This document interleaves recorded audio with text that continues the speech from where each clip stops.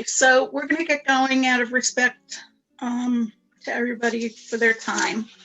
First, I want to just thank everybody who is here, and I appreciate that the interest is there, and that you are attending this because we think it's very important. We have two people who will be speaking to you all today. The first is Dr. David Banach. He is an associate professor of medicine at UConn, the head of infection prevention, and a hospital epidemiologist there. He's also an assistant, he's an assistant professor of medicine at UConn. Sorry about that. He graduated from UConn Med School with a combined MD, MPH degree and completed residencies in internal medicine and preventative medicine, and his fellowship in infectious diseases at the Mount Sinai School of Medicine. During the fellowship, he completed a master's degree in clinical research focusing on the epidemiology of multi-drug resistant organisms. His research interests focus on healthcare-associated infections and infection prevention strategies in immunocompromised patient populations, including organ transplant recipients and patients with cancer. Oh goodness, I'm tripping here already. Pronounce your name for me.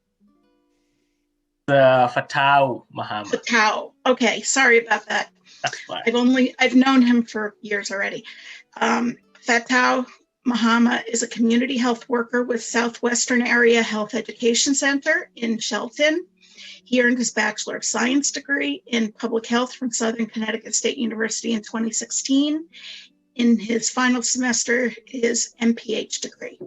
He has been working with the Immunization Action Plan program funded and directed by the State of Connecticut Immunization Program, and his work has been to locate children missing the care and to help update their immunization records in the state immunization information system. He's also been involved in various community health education programs, educating and providing resources to community health workers to support their communities and clients.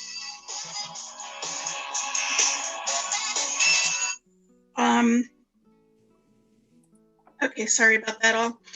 And he is originally from Ghana, West Africa, and he experienced firsthand there how community health workers play a critical role in improving health equity.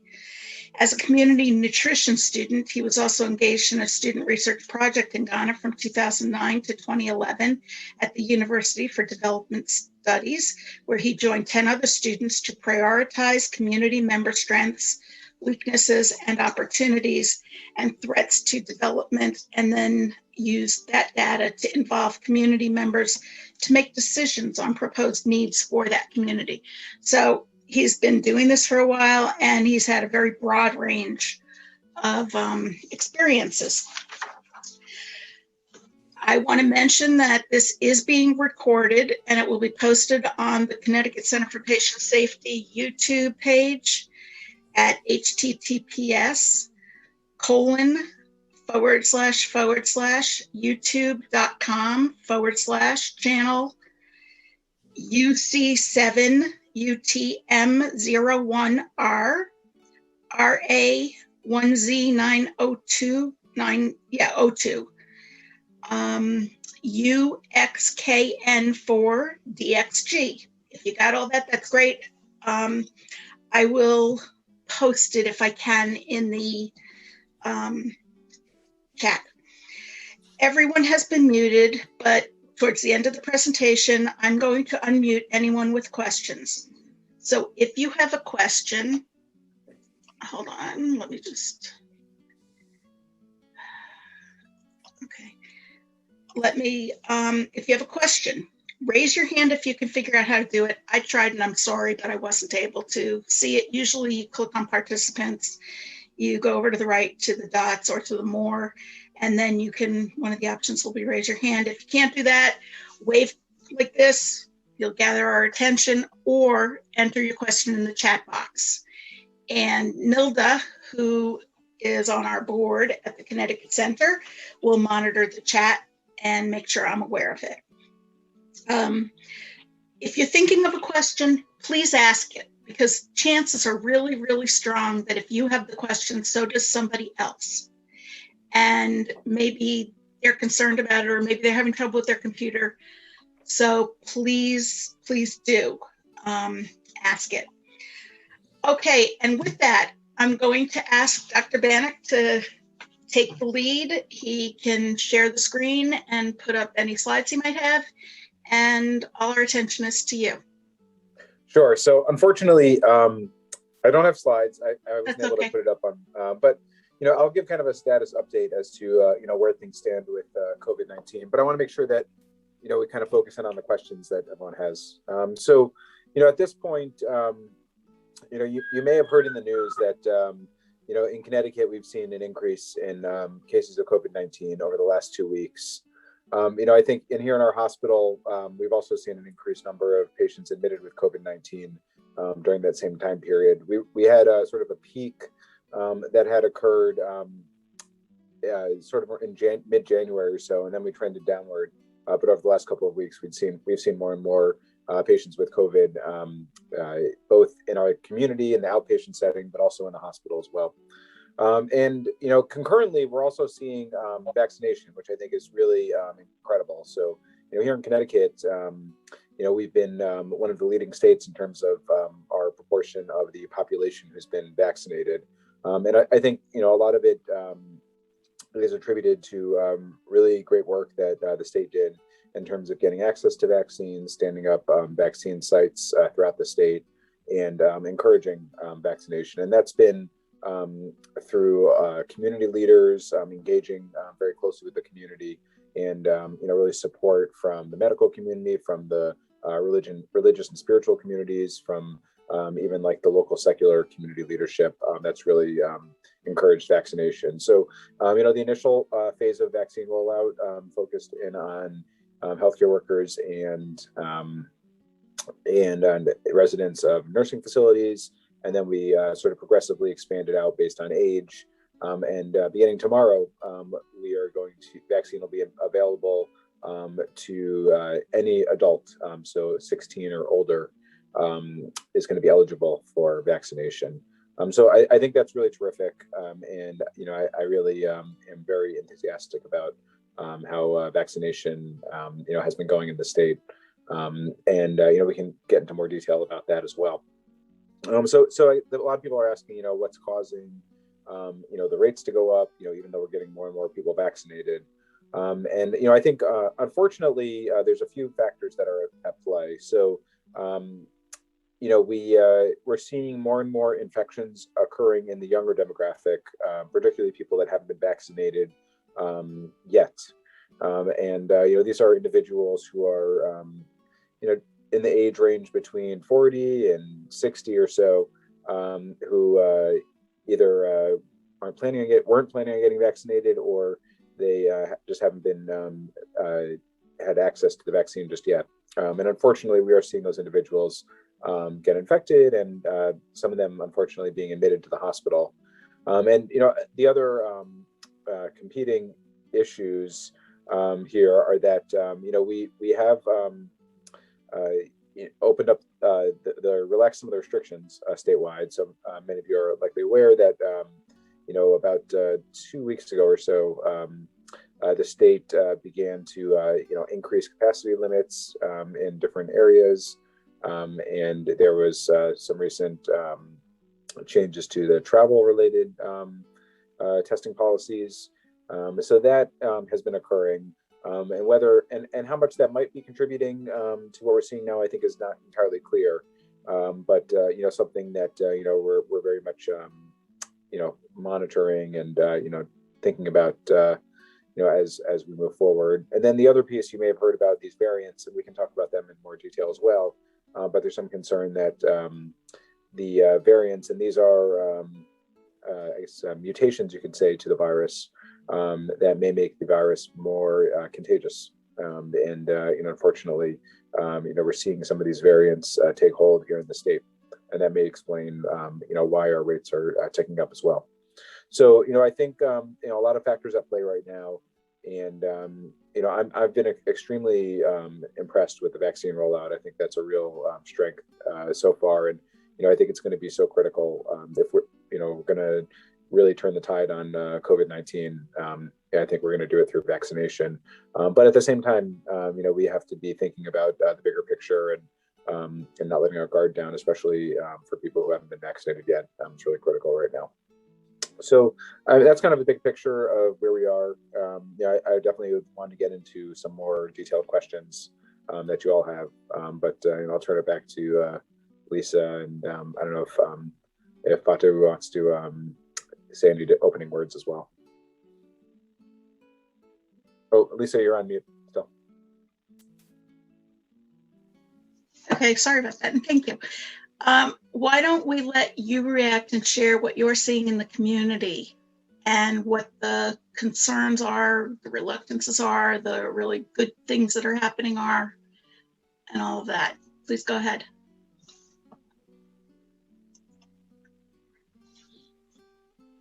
Okay. Can I share my screen? Yes. All right. Let me just get that up.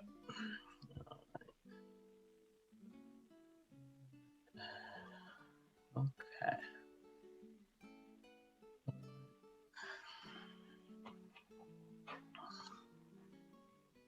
All right. So I did have my colleagues on this slide, and we all work in the same program, the IAP program, which stands for Immunization Action Program for the Southwestern area.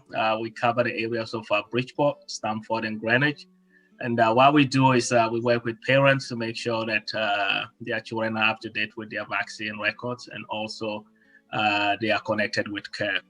So with the interest with COVID-19, we have really worked with a lot of community health workers during this time, just trying to understand what it involves when it comes to community health worker role in identifying challenges in the community, finding kind of opportunities to educate community members to understand what is going on, and also to understand how to get the vaccine if it becomes available. Let me just put it in presentation mode. Okay, good. Yeah, so who are community health workers? And I know a lot of us here are community health workers. So by law, community health workers are individuals who are public health frontline health workers, providing services, including outreach, education, and making sure that clients' social determinants of health are being addressed. And they serve as a bridge between healthcare providers and also the communities they serve.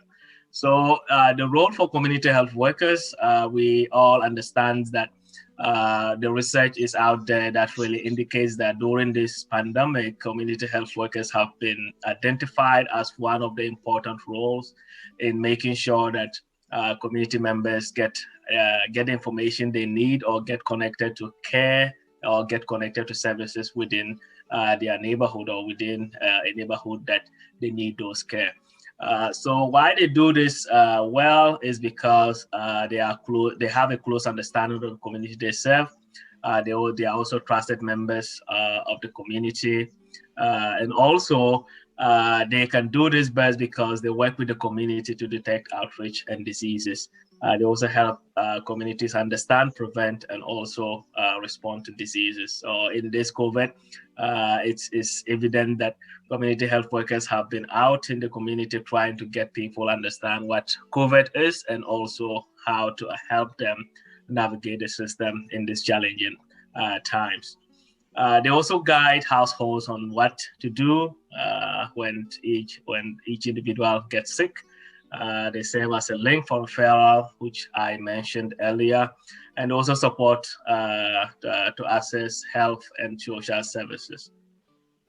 So getting the vaccine when people turn is up, and that is just what Dr. said. He mentioned about how this COVID vaccine is going to be available beginning tomorrow, and people can start scheduling appointment, everyone at the age of 16 and above. So that is the information. that is out there. And we conducted a survey earlier last month among community health workers, trying to understand what is going on in the community, what are they hearing, and then what are their concerns concerning COVID and COVID vaccine. And among those respondents, we did have a large number of people respond from who work in the healthcare system, who responded, and then a large number of people who also work in the community as well.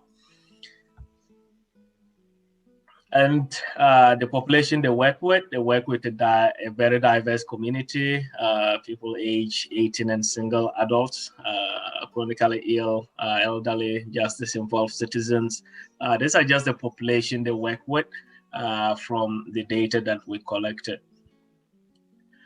And when we asked people where they get their credible information, because we wanted to make sure that we have some information about this in order to be able to inform community health workers about the credible information out there, because there's a lot of discredited information on the internet. So we wanted to make sure that if we have this information, we are able to distribute credible information to community health workers who can in turn educate their clients. Then this is the response we had. About 58% of the participants indicated that they get their information from CDC, which we were so happy about. And then 55 indicate that they get their information from local and state health department. Only 4% indicate they get the information from Facebook, and 9% from friends and family. When we asked about how people feel about COVID-19, almost everybody felt COVID is a serious illness. But when we asked about the safeness and also the effectiveness of COVID-19 vaccine, we had some kind of discrepancies in the responses. And just over 50% strongly agree to disagree that the vaccines are safe and effective, and over 40% are not yet sure and don't really think the vaccine is safe and effective. And when we ask about vaccine, whether the COVID vaccine is the best way to protect themselves and their family, we did have similar responses that indicates that people felt or the result we shared earlier kind of just confirmed this result right here, because we did have over 65% who strongly agree to disagree that the COVID vaccine is not the best way to protect their friends and family. And we asked about their concerns when it comes to COVID vaccine. We did have a lot of people who pointed to safety as one of the highest concerns for people. They said the vaccine is not safe and they don't feel comfortable taking it, followed by a lack of trust for healthcare providers and also the government, and also followed by lack of information at the speed of the vaccine development, which people felt the vaccine was developed so quickly. And other challenges such as young women have concerns regarding COVID-19 and infertility, which we'll be so happy if doctor can talk about this more. Long-term side effects of COVID-19, Black and brown community disparities of the distribution of the vaccine, which we have observed or have seen in the experience in the communities that we all work in. And then when we ask about people perceived barriers or actual barriers they have really encountered trying to get vaccines or trying to get their clients to vaccinate, 74% indicates that they did have challenges and they did encounter some barriers. And most of them really, their barriers were on technology. Technology was one of the big issues people talked about. And then people talked about lack of availability of the vaccine closer to their communities, because they did have clients who live within a community that they felt where the vaccine is, their clients can't go there because they don't have a vehicle or they don't have a transportation means. Lack of internet was also one of the biggest kind of challenge and barriers people thought people kind of experience with their clients. And when we asked about whether they have the tools to educate their clients, a large number of people said they don't have the tools and knowledge to educate their clients. And that's why it's so essential to kind of have these conversations going on, so that people who are community health workers or any other person who wishes to educate the community is able to benefit from this information, to use that to educate the community as we all go through these difficult times. Then when we asked what they would want to learn, if we did provide a training, from the teams we have collected this from, about 53 people responded, and then showing their interest in learning what the different vaccines are, the long-term side effect of the COVID vaccines, COVID-19 vaccine side effects, immediate side effects, what the vaccines are made of. Also, they wanted to know that how to reassure that COVID-19 vaccines are safe within their communities or within the clients they work with. Simple terms to explain COVID-19 to their clients. They wanted to learn those strategies. And they also wanted to learn effective strategies to combat vaccine hesitancy as well. And also how the vaccine was made was also something that they wanted to learn, which is why the speed, and also how did the speed happen, and how to reinforce protective measures when in-person start. We are all praying that in-person starts very soon, but if we want to go back to in-person, how are we going to reassure that we are all safe? So we took all of this information, and at this point, SWCT AHEC is communicating with resourceful entities together and develop an interactive community health worker training that would address vaccine hesitancy. We call it vaccine confidence, which is trying to build that kind of knowledge in people to understand what vaccines are and the importance of vaccines, and to know the avenues where, or the resources where, or the website, or where they could go for credible information. So that's what we are doing right now. And from one of the community health workers that has really participated in a conversation on the radio, we did have information that some community members are faced with a lot of challenges, especially when we went to lockdown, and even we are still under some kind of lockdown at this point, because some people lost their jobs because of the lockdown we had last year, and some people are still struggling to get on their feet. That's still a challenge with for a lot of people, and just adding this up and then realize, and then kind of going back to think about the challenges people face even before COVID is really damaging to the lives of people. And as community health workers, we work within the communities that are facing these challenges, and we are able to address them by identifying the resources that are available, like this one that we are all attending, to kind of learn about the resources that are out there, and also to leverage that in order to support our clients. Thank you so much for sharing that. Okay, so Dr. Banach, he just set you up with a whole bunch of questions. Can you address some of the key points that you heard? Sure. So, I mean, I think, a lot of questions about the vaccine, and we can kind of go through some of them. One of the questions that's common is, how did we get a vaccine so quickly? Other vaccines have taken, decades to come to availability to patients. What was different about the COVID vaccine? So, I think, there's a few steps that took place that got us to the point where we are today. I think first I'll say is that the technology that these vaccines uses, even though it seems new, has actually been around for quite a while. I think mRNA vaccines were first being developed over a decade ago. In fact, Moderna, who makes one of the vaccines that's available, based its whole company when it was developed a decade ago on developing these kinds of vaccines. So that they've been in development for quite a while. And I think many of you have heard about the investment that was made through this Operation Warp Speed.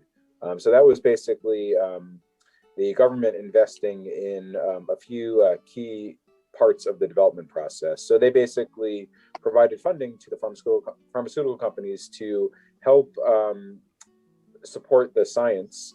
So pay for the research materials and to really help with that process developing. And then also they helped support the production of the vaccine. So when we set up clinical trials, you need to get a production. You need to produce the vaccine that you're going to study, and the funding from the government helps support that.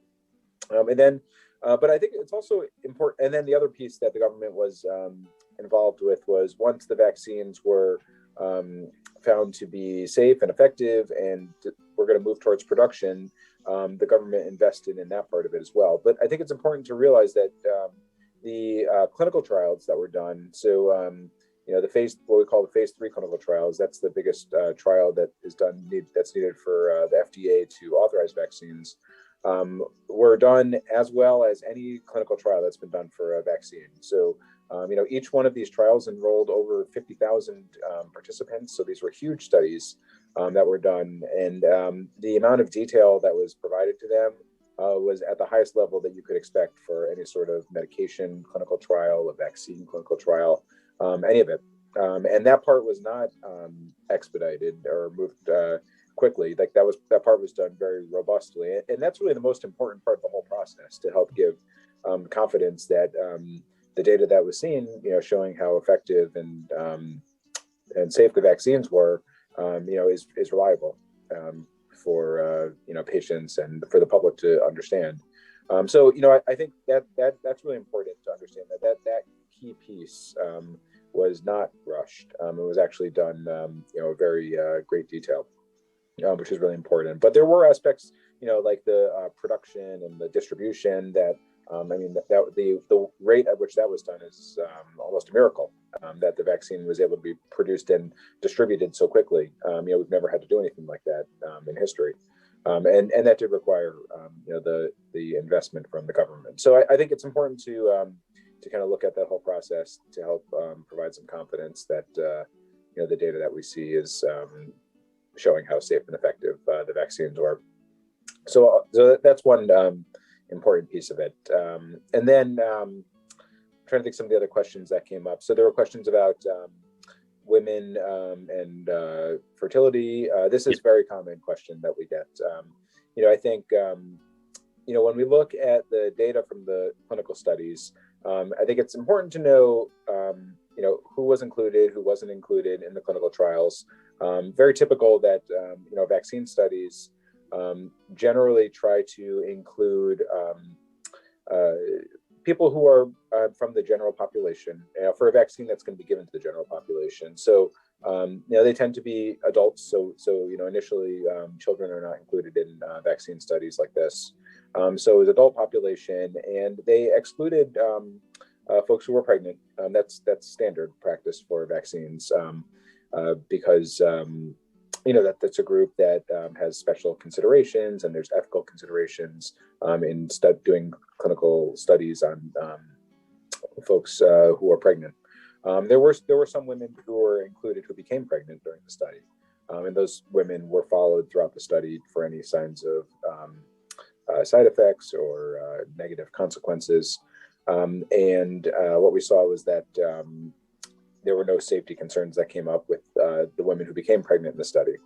But there was some information out there that raised concern about fertility, and there were some theories out there that maybe there would be higher rates of miscarriages and higher rates of infertility among women who were vaccinated.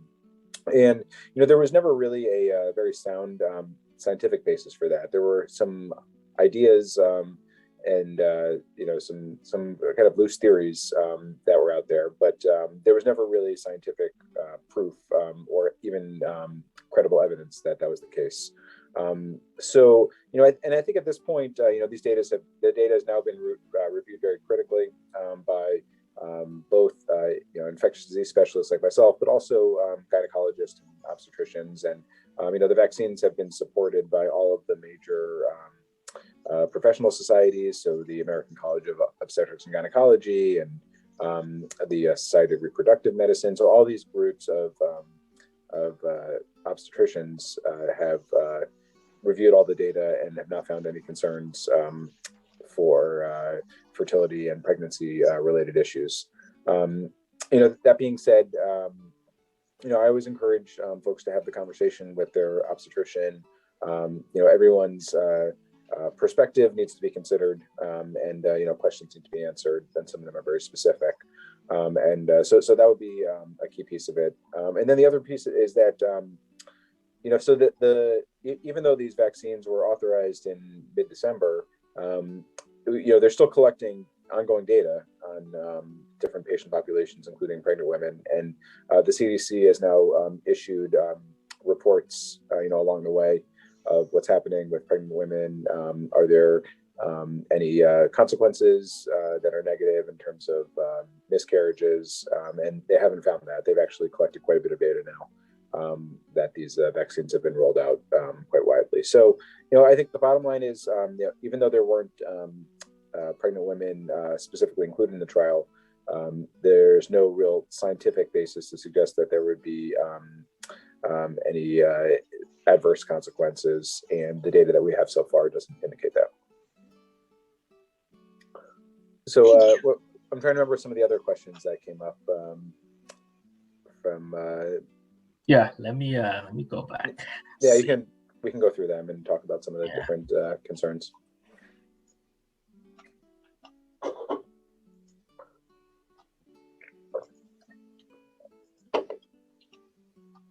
So they did have one question that says how to reinforce protective measures when in-person start. Yeah, so that's important, right? Because when we first rolled out the vaccines, we knew that from the clinical studies, they were very protective in terms of preventing someone who was vaccinated from becoming sick. But there was still some question as to whether or not people who were vaccinated could still become infected and spread infection to other people, and not become sick. So I think those were two separate questions. But I think with regard to the first question, there was very clear evidence that if you were vaccinated, your risk of developing severe infection like hospitalization and death was essentially almost zero from what we saw in the studies. But fortunately, since then, there's been more and more data to show that these vaccines are effective in reducing spread. So that there have been studies now where they've actually done testing of people who didn't have symptoms to see if they can people who are vaccinated can still carry virus and spread to other people. And although there isn't a 100% guarantee that someone who's vaccinated can't spread to other people, the risk of that seems to be very low, and that's very reassuring in terms of protection. I will give a few caveats. So it's really important that people who are vaccinated realize that immunity that both protects them from becoming sick, as well as prevents that spread to other people, really isn't achieved until 2 weeks after the second dose for the 2-dose vaccines and 2 weeks after the single dose for the J&J vaccine. So we've had situations where people have gotten their dose and then really stopped doing all the precautions right away, and unfortunately became sick a couple of days after their first dose. So you really need to give it that time to build those antibodies and those immune cells to provide protection. It isn't like an instantaneous situation that you automatically get protection right away. So that's an important message to get out there, that at least for that period until you reach that sort of full immunity, you really have to be extra cautious with preventing infection.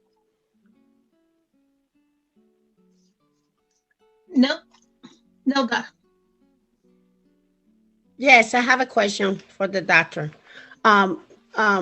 Okay, it's been around talking that the obesity interfere with the effectiveness of the Pfizer vaccine. That is true?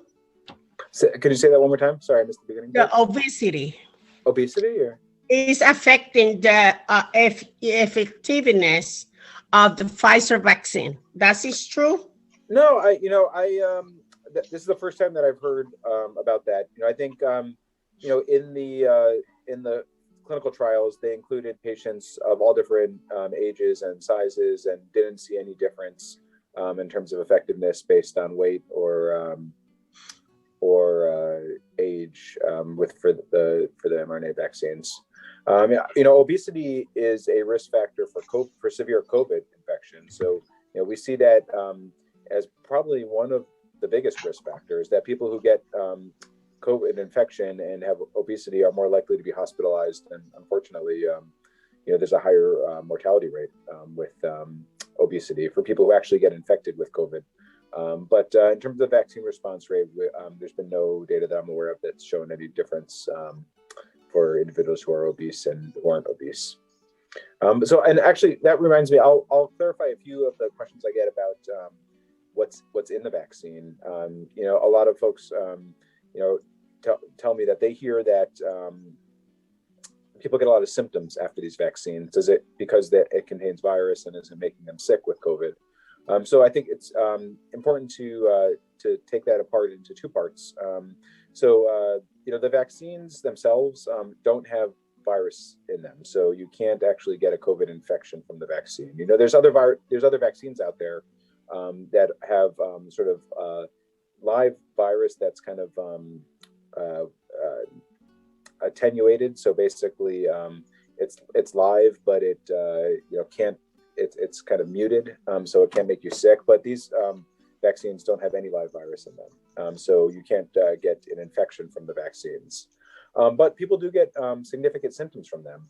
These are very potent vaccines, so they generate a very strong immune response for people who get the vaccine, and that is it's a good thing in a way, that it provides that really high level of protection, even more so than most of the other vaccines that we give, in terms of the amount of antibodies that are made and the amount of immune cells that are made, which is really good for protection. But it does come with a price, if you will, that sometimes you get symptoms when you make those, when your body responds. So your body responds to the vaccine, that can cause you to have a lot of the fatigue, even some low-grade fevers and achiness that occur usually about 24 hours after the vaccine and subside. But that's expected. That's your body making a good immune response to them.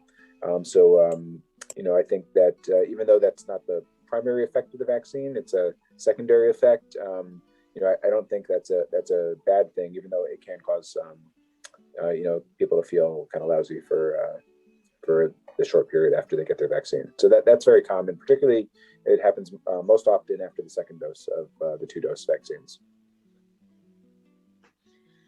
Dr. Banach, I have a question that came into me in the chat. Many places are taking people's temperature when they walk through the door. And this person wants to know, when it's taken on the forehead, does it have any side effect? Does it cause any risk or harm to the person always having it taken that way? And is it better or more safe to do it on the wrist? And is it really helpful to know the temperature? Does it really make a difference? Okay, so two separate topics, but a good one. So in terms of harm, I'm not aware of any harm that comes from checking the temperature. They're sort of thermal scanning, so they basically receive the heat, but they don't actually penetrate into they don't break the skin and cause any internal effects. Okay. And then the question, how useful is the temperature screening? I think there's mixed feelings about it. I think, we do that here, in the office, in the hospital, when people come in, we check temperatures for everyone. It's kind of a requirement. And, the goal is to see if there's anyone who has a fever and, may have COVID and not realize it. And it also provides some element of reassurance and safety, for our hospital, for our patients and our employees. And we have identified a few individuals who came in and had a fever, and even a small subset of them actually were tested, and even smaller actually tested positive. It seems to be pretty uncommon, but nonetheless, symptom screening can be effective in ensuring that people who have symptoms, don't come into the workplace and potentially expose other people. So, I think that the utility of that, can be kind of variable, but it's been sort of a standardized practice at the moment that a lot of places will do that upon entry. But we'll see. That may evolve in the future. And just out of curiosity, what is considered a temperature? Because I know we vary throughout the day. Yeah, that's a good question. So the standard definition for a fever, can range. So we usually use at least above 100.3 is considered a fever. So that's kind of our criteria to sort of not allow people in. But you can imagine there's other factors that come into play. So like if you're standing out in freezing cold weather and then all of a sudden you walk into the building, your body temperature may be kind of falsely low than it really is. We do recommend that people, not go into the thermometer like right before they come out of a cold environment, and actually like give themselves, like a minute or two to acclimate while they're inside before they get their temperature read. Thank you. Another question that has come in through the chat is, if you test positive for COVID-19, should you wait 90 days before you're vaccinated? Great question. There's been a lot of attention given to how to approach vaccination for people who have had COVID. What we know is that people who get COVID infection make antibodies, they make immune cells, and they likely have some protection.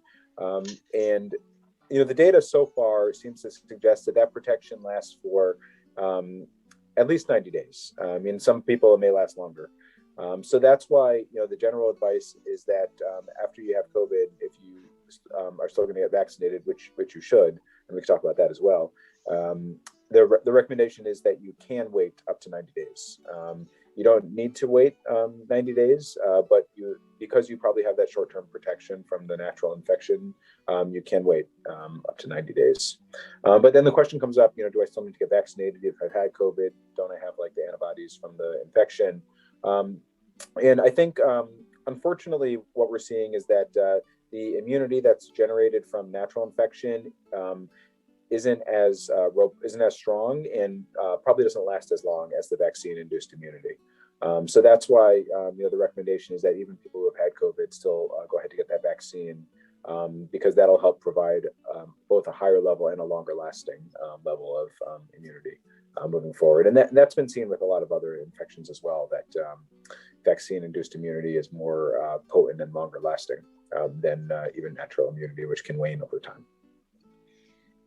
Great to know.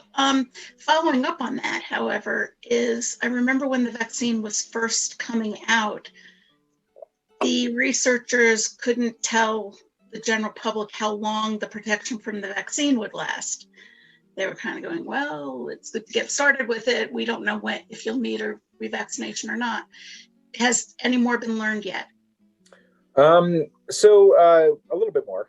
So now that we've had more experience, remember the people in the clinical studies, so they get followed, I think, for 3 years after getting enrolled in the trial. So every few months, they collect blood on them. They they check in with them to see if they've had COVID infections. And fortunately, it seems like, now we're about at least 6 months out from the start of the clinical trials, that the vaccine immunity seems to last at least that long. I think we'd be speculating if we said anything beyond that. I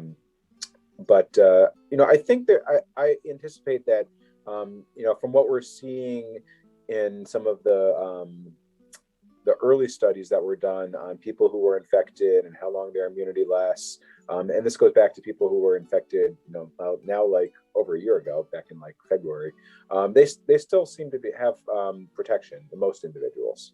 up now we're over a year out. So I think that's optimistic in terms of how long the protection will last. But in reality, we really just don't have that, and we get that information as it comes. As time passes, we learn more about how long the protection lasts from the vaccine. So as time passes, are we learning of any negative long-term consequences, effects, or risks from the vaccine? So, I think at this point, we've been following people who have got vaccinated. It's important to think, when we think about vaccine side effects, we've got our short-term side effects. Those are like the effects that occur like a day or so afterwards. So like allergic reactions, people that get, fevers and things like that after vaccines. And then, in terms of long-term effects, generally, looking at history, what we've learned from vaccines, when we think about, what's a long-term effect, you may have heard of things like Guillain-Barré syndrome after flu vaccines, and other types of like conditions, Bell's palsy, things like that, like unusual, unexpected things. But they usually occur within 60 days of the vaccine. So even though we call them long-term, they're usually it would be extremely unusual. I can't think of anything offhand that occurred, more than that after a vaccine and was attributed to the vaccine, like some symptoms or illness that occurred, months, years later, that was attributed to a vaccine. That would be an extremely rare thing, and probably difficult to attribute to a vaccine that far out. So, in terms of that first 60-day period, there haven't been any concerning symptoms that have developed within that sort of quote unquote longer term period. And that, in fact, that's why the FDA required that there be at least 60 days of data before they would, from the clinical trials, before they would issue the authorization, because they wanted to look for any illnesses that developed, beyond the first day or two, and presented themselves a few weeks later. So, at this point, we're not seeing that.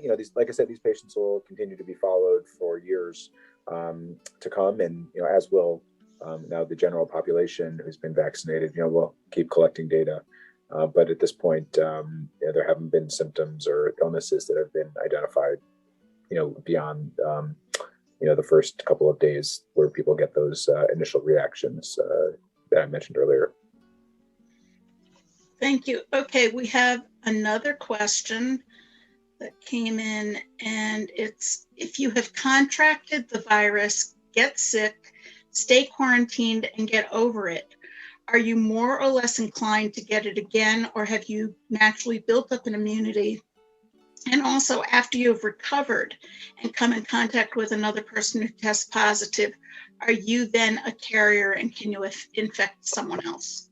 So, good question. That's something that, we're learning about, as we move forward. So it seems like the person who asked the question is asking about like reinfection after the initial infection. That seems to be quite rare.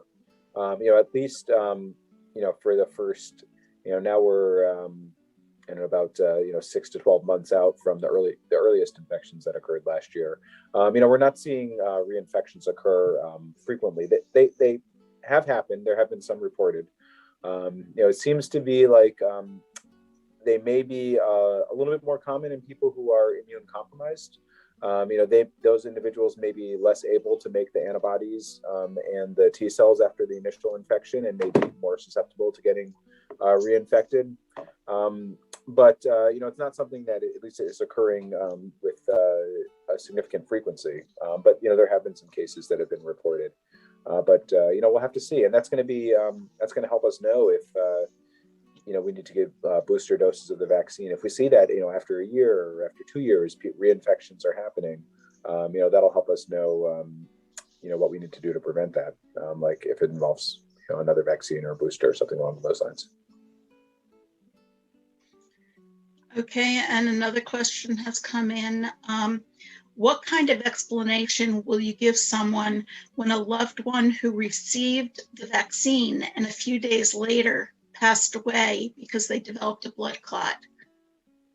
Goodness, I think I hope that person isn't asking that question from an actual situation that came up. I think, unfortunately, events like that happen. Folks have, blood clots, heart attacks, strokes, and when that happens, my advice would be first, it needs to be reported because the CDC is collecting that data. And what they're doing is they are collecting that data and then comparing it to kind of the background level of those events. We know that every day in the United States, a certain number of people unfortunately are going to suffer from different conditions. But the key is to really see if the frequency of those events is more common in folks that were vaccinated or not. Fortunately, the data that's been collected so far doesn't show that those kinds of events are more frequent in the people who are vaccinated than the background level in the general population. But certainly report it, and I'd share my condolences that event occurred. But I think we'll need to have that data to establish whether or not that causality is there between getting the vaccine and having the event. I think that was one of the concerns with, we knew we were going to focus in on elderly individuals and individuals in nursing homes first, but those people were more likely to develop things like heart attacks and strokes, and trying to see if there was that relationship between getting a vaccine and having an event like that happen. Fortunately, that hasn't showed itself so far, but we can't dismiss anything. We have to take all that data, really process it, and see what we learn. Thank you, and I agree. It's a terrible thing, even when it's just a coincidence. Mm-hmm. You kind of, I think, always wonder. So I mentioned to you that I spoke with somebody earlier who is a senior, almost 90, and had a case of COVID that was rather mild by her estimation. It was long enough ago that she doesn't feel that she has any remaining immunity. No underlying conditions, especially for her age, but no underlying conditions, and considered quite healthy at this point. Is she still high risk just by virtue of her age? Since her prior case of COVID was mild, would she expect only to have a mild case if she were to be exposed again? She's reluctant. She's got tremendous reluctance about taking the vaccine. Part of which you've addressed is the speed with which it was approved.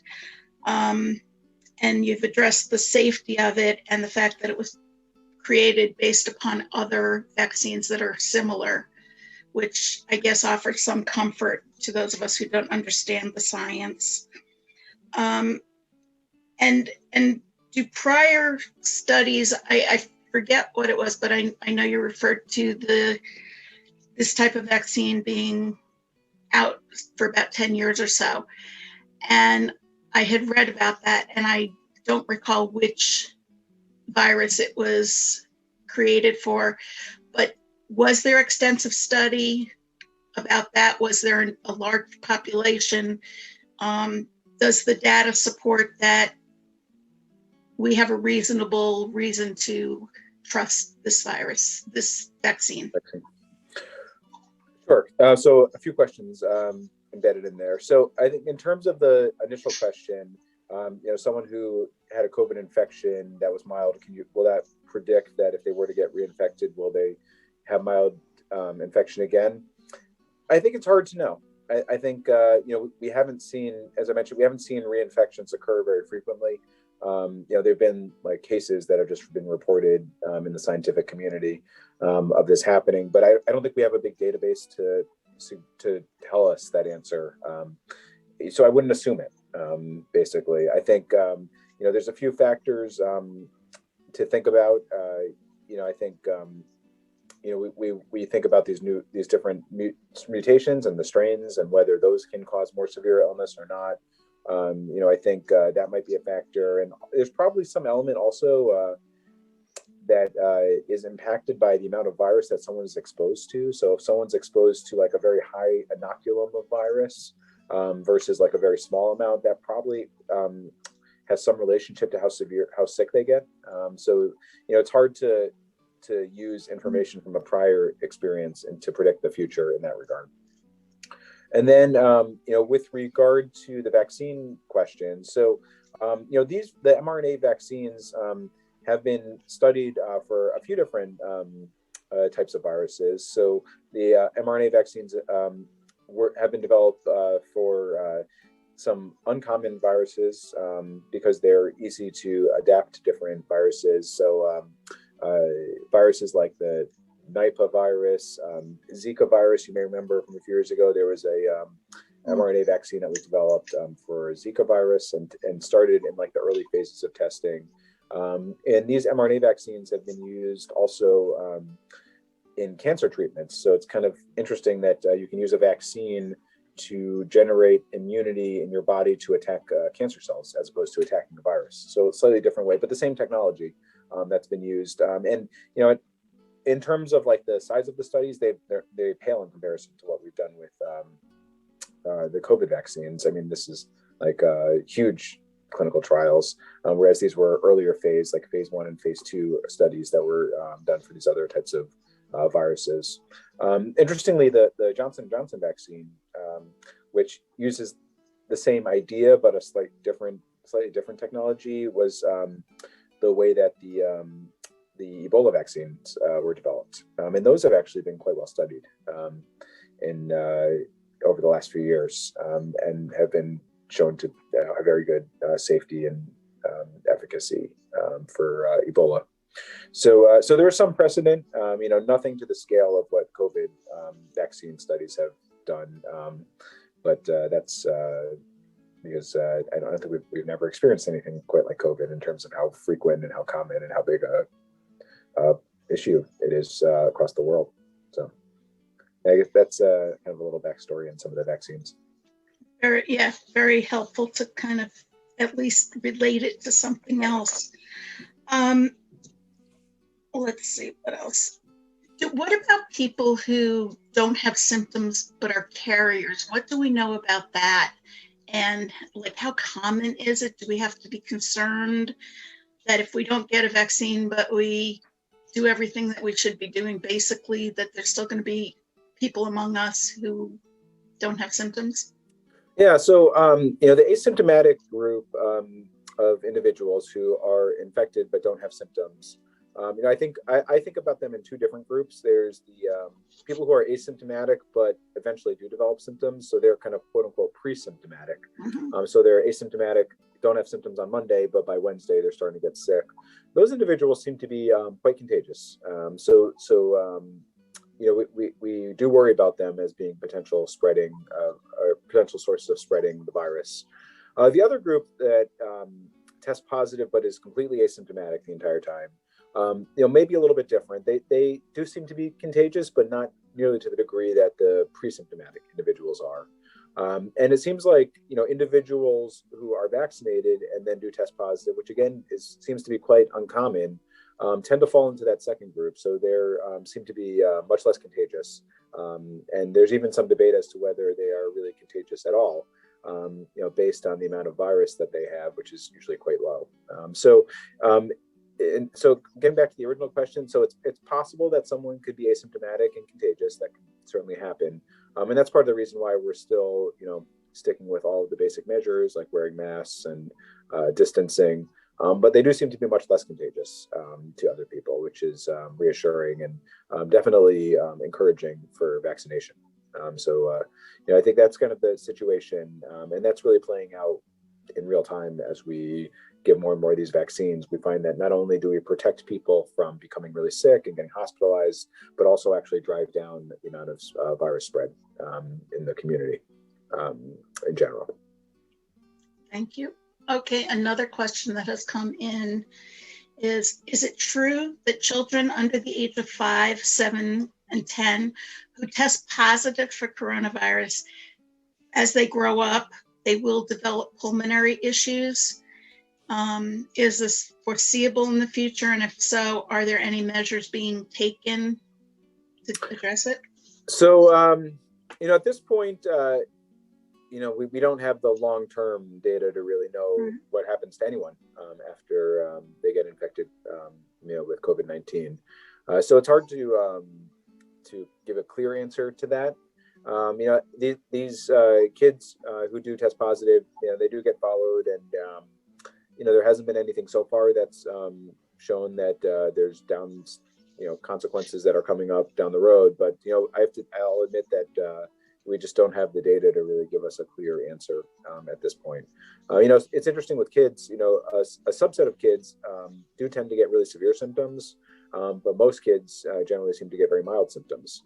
But the ones who have very mild symptoms, right now, there's nothing to say that they clearly are at risk for XYZ complications. But I think something that we need to keep an eye on and learn more about as time passes.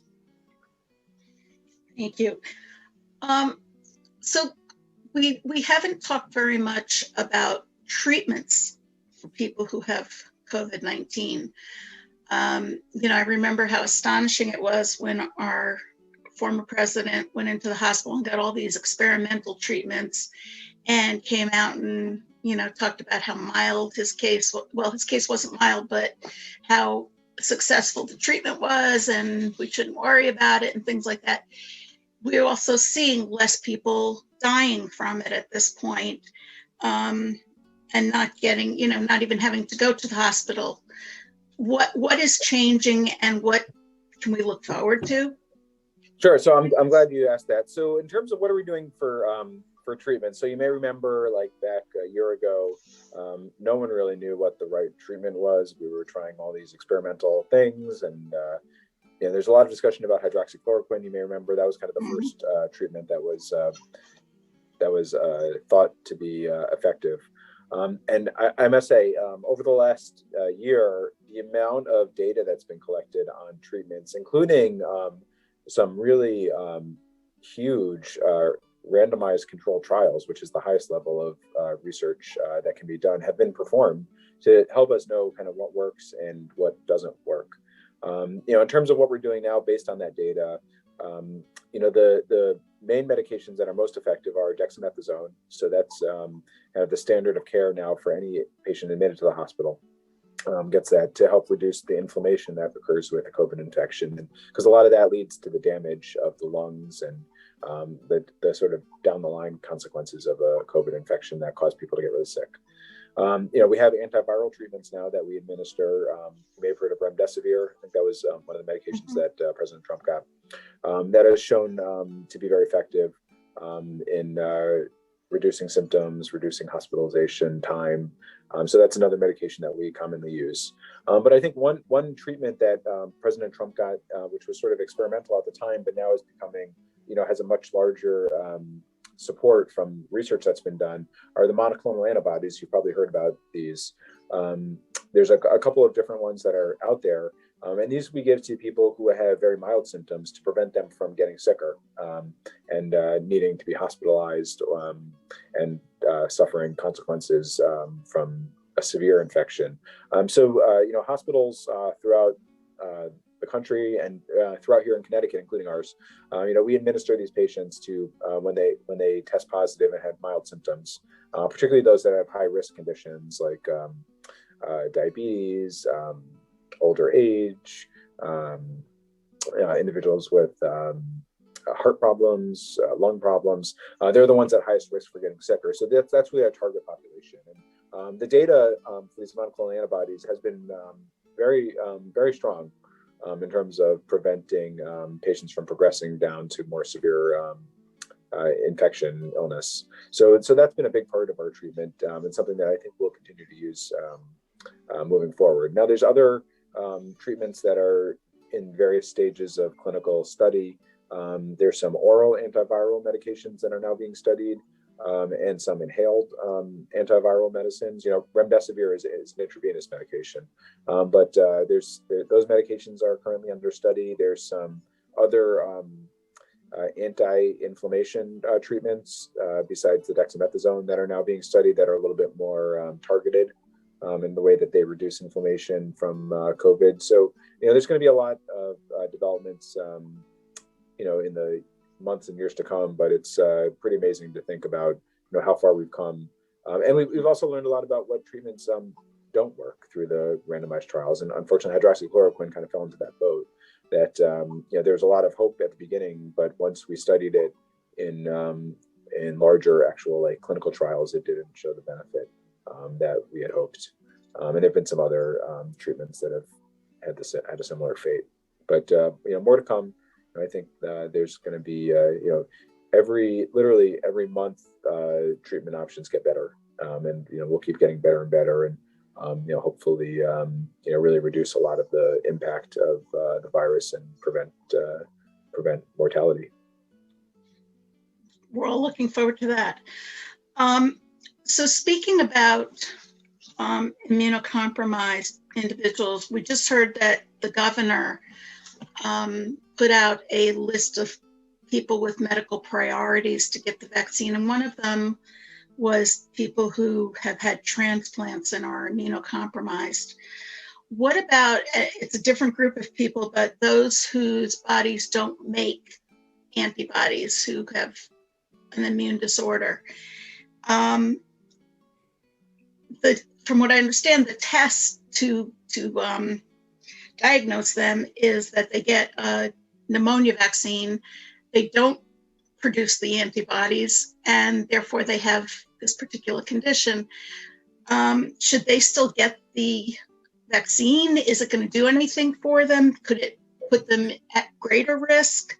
And are there other complications that they may face? So that's a good question. So, we have a lot of people who have immunocompromising conditions for all different reasons. People who have cancer and are getting chemotherapy that suppresses their immune system, transplant recipients. I take care of a lot of patients with AIDS, which suppresses the immune system. And then there's some people that have sort of natural immune deficiency symptoms syndromes that they're born with. They make less antibodies. So I think what we know is that the vaccine, it doesn't seem like it will cause harm to those individuals because it's not a live vaccine. So we don't give live vaccines to that patient population because they can, even if it's a live vaccine that is kind of muted or attenuated, they can still potentially have symptoms or get sick from it. So that concern wouldn't be there. But the question still remains, how strong is their immune response to the vaccine? Is it as protective as it would be for someone who has, kind of a normal functioning immune system? We don't know. I think that's something that, we have to think about.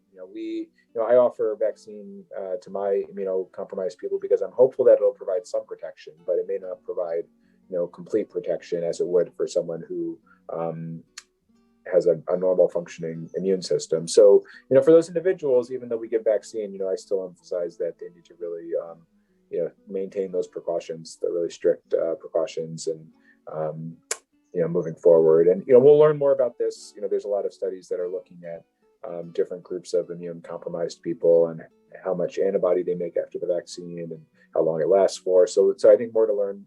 But at this point, I would recommend erring on the side of caution that you go ahead and do get vaccinated, but really err on the side of using those protective measures until we know more, or until infection rates in the community are so low that that risk isn't there from being out and about in public. Thank you. Okay, there are no additional questions in chat. So anybody who has a question, jump in or wave your hands and we'll find you.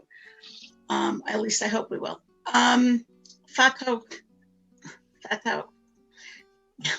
can you address a question that I have for you? And that is, in your communication with members of the community, I know that there's a lot of skepticism amongst Black and Brown people.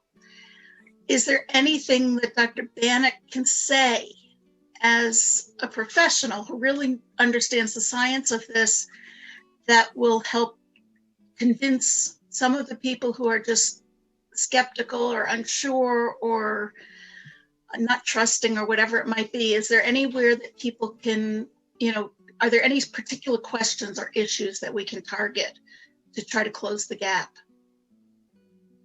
I think with the group that we are all trying to reach, they work best with people that they are familiar with. They work best with people that are kind of familiar with who they are and then where they live. And those are community health workers. And that is why I'm so excited to see all of this happening. And thanks to Dr. Banach, because that's going to give us the understanding of how to explain all of these challenges and all of these questions that our clients or the community might have or might ask us in the community. And then along with that, with questions regarding safety, questions regarding some kind of hesitancy with regards to this vaccine. Some clients some community members don't feel like the vaccine is a priority at this point. Their priority is having food to eat or having a place to sleep. So having an intermediary who works with the medical team and then the individual address their social determinants of health, they are able to kind of get them on the conversation about the vaccine and then answer their questions moving forward. So definitely, I think with all of the questions that community health workers have or might have in the future, if we can have all of these conversations going on, and then if we can have experts like Doctor to always come up here and talk about all of those challenges that we have and then answer all of the science questions we bring up, that will really be helpful. That will really be helpful, definitely. Yeah, I'll just add, I thank you for the work that you're doing, because I think that is really the key point. Your holistic approach to looking at, the vaccine is just one part of health for these communities, and the data shows that communities want their information from community leaders like yourself and community health workers, and that's who they trust. They have a high trust for their own personal physicians, but that plus their community leaders and individuals who are out in their community and really have an understanding as to their lives and their the challenges that they face are really who the population looks to. So I thank you for your work that you're doing. It's critical, and I admire your approach to thinking about all aspects of health. I think that's really important. Yeah, and I want to mention we have a number of community health workers who are on this call. So I think that we're not just reaching individuals by doing this, we're reaching communities, and that's just so incredibly important, because the questions that we're hearing are questions that larger populations are feeding to us through the different people on the call. So I truly appreciate your sharing your time with us, Dr. Banach, because I think that the impact, while it might seem small at the moment, it's not. It's huge. Well, thanks. I'm happy to help. And these are all great questions and really important discussions to take place. If we're going to beat COVID-19, everyone's all in. We're all going to have to do this together. And I think these kinds of discussions help facilitate that.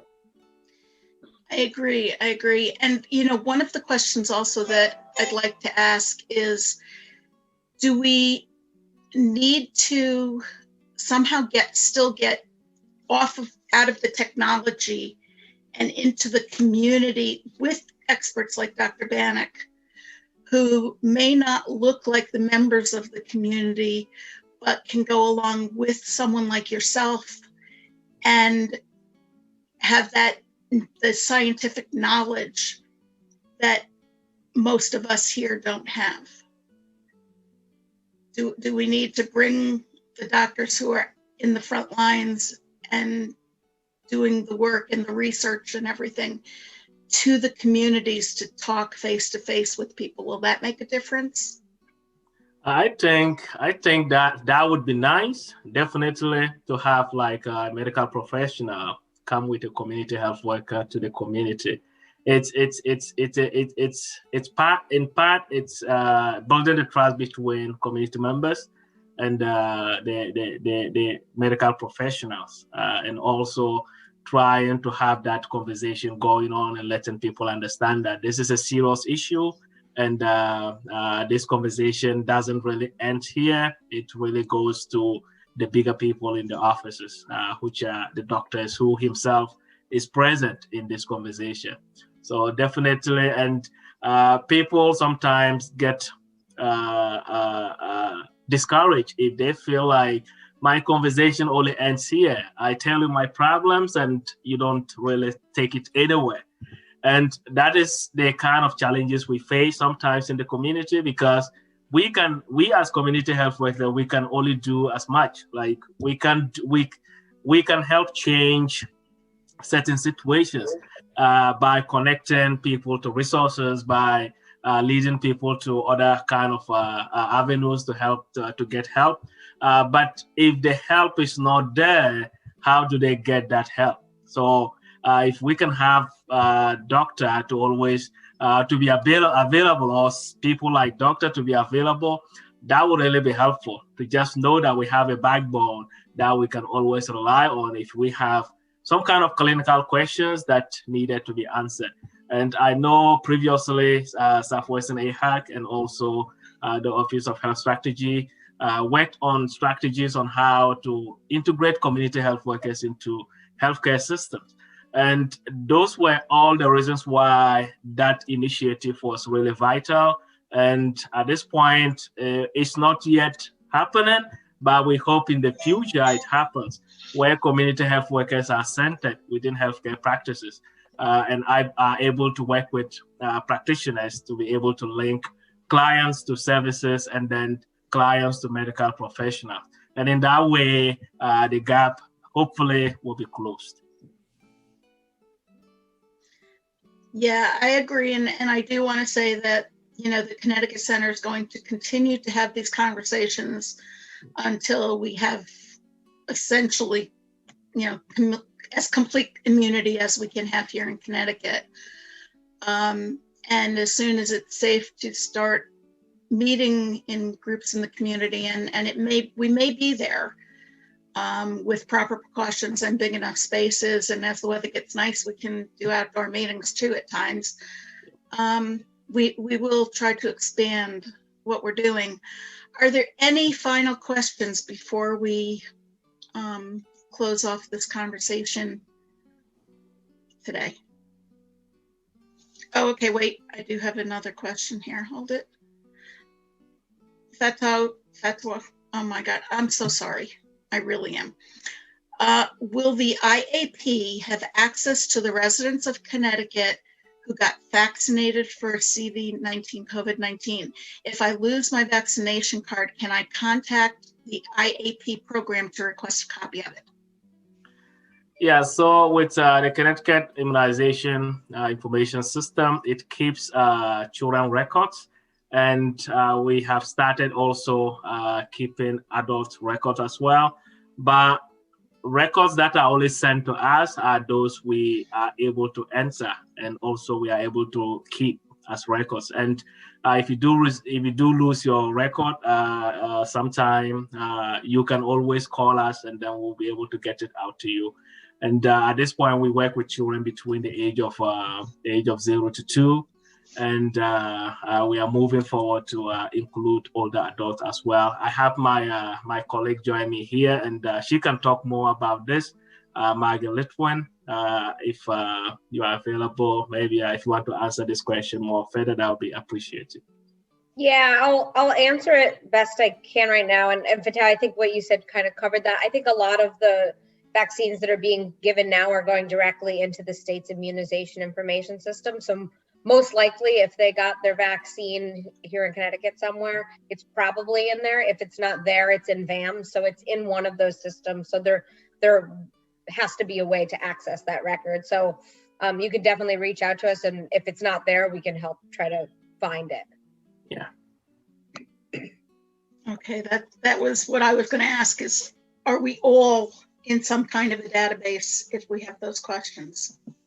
Yeah, it has to be documented somewhere. So it's either in CTWiz or in VAMS. It's in one of those. It has to be documented in one of those systems.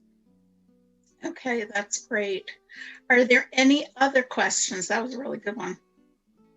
And thank you so much, Lisa, for this great conversation, and to the doctor and Fatawu and everything that was involved, Lisa, for passing the information along.